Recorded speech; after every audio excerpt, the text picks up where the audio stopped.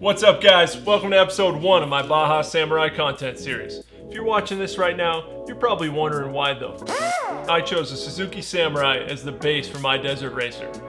Well, besides the fact that I have no idea what I'm doing, actually that's probably why. But before you write me off, let's take a look at the stock specs on the Suzuki Samurai in a little segment I like to call Background Check.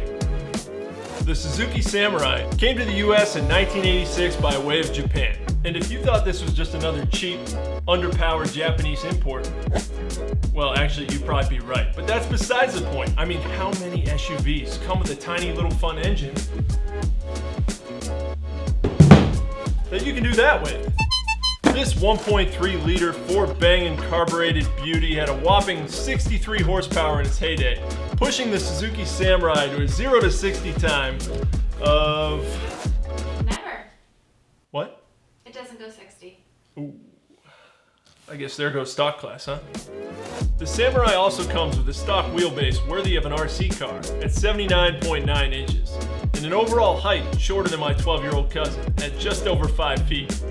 But what it lacks in size, it more than makes up for in off-road capability.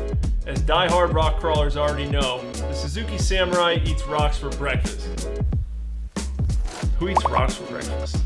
But I'm not trying to eat rocks. I'm trying to eat whoops. That makes even less sense. And 63 horsepower ain't winning me any races. But we'll get into all this fun technical stuff in future episodes. But I guess what I'm trying to say is, on paper, this build makes no sense. And that's exactly why I'm doing it. It's about having fun, turning some heads, and learning as I go. I'm just your average weekend car guy. I've got no background in racing. I got a few project cars, done a little fabrication, have a nice home garage with some tools. But at the end of the day, I'm just a guy who watches all the same car shows you do. And I'm certainly not rich. And last time I checked, Harbor Freight doesn't carry off-road racing trucks. So I'm gonna have to tackle this one piece at a time. In fact, to keep you all entertained, I'm gonna keep a price ticker of every dollar, every cent I've spent on this project. So you can see exactly what it takes to complete something like this. Or, in the event that I fall short, I can see just how much money I dumped into this and how much I'm not gonna get back. Let's start with the cost of this 1987 Suzuki Samurai rolling chassis I got with a bunch of spare parts. It doesn't run, it doesn't steer, it doesn't stop, but it's a body and it's a frame. It took me 2 months searching on Craigslist and Facebook Marketplace to find a deal I was comfortable with.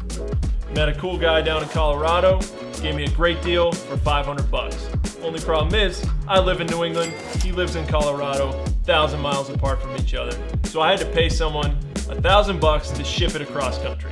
Now, I'm a resourceful guy, so I've already parted out most of the stock stuff that came with it, because I'm not going to need it on this project. To date, it's gotten me about $600 back so far, which is great, because that's more than the cost of the Samurai, and I still have more parts to sell.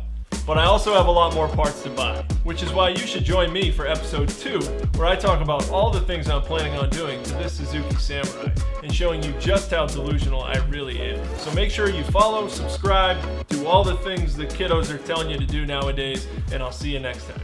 Stay dusty.